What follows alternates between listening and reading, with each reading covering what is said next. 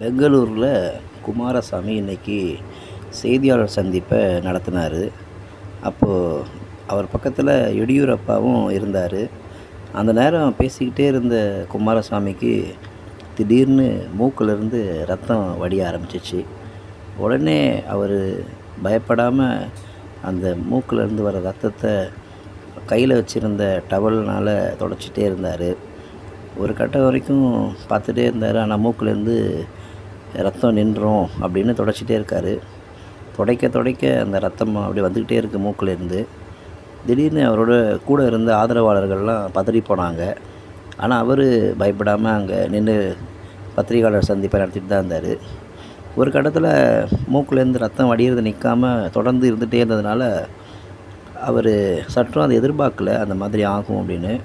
திடீர்னு அவர் தொடச்சிட்டே இருந்த அவரை அவங்க ஆதரவாளர்கள்லாம் கூட்டிகிட்டு போயிட்டாங்க. மருத்துவமனையில் இப்போ அனுமதிச்சிருக்காங்க.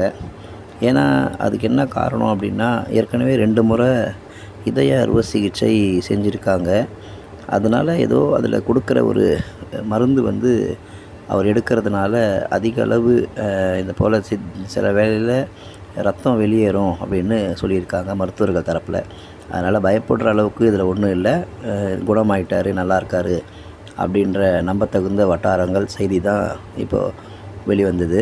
அதனால் திடீர்னு முன்னாள் முதலமைச்சர் குமாரசாமிக்கு ரத்தம் மூக்கிலேருந்து வந்த உடனே கட்சி நிர்வாகிகள், கட்சி தொண்டர்கள், ஆதரவாளர்கள்லாம் பதறி போய் கர்நாடகாவே கொஞ்சம் நேரத்தில் ஒரு பெரிய பதற்றம், பரபரப்பு ஏற்பட்டுச்சு.